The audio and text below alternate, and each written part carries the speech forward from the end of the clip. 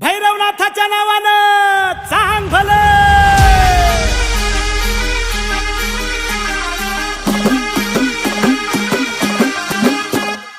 डिग डिग डिग डिग डबर वाजला, डिग डिग डिग डिग डिग डबर वाजला.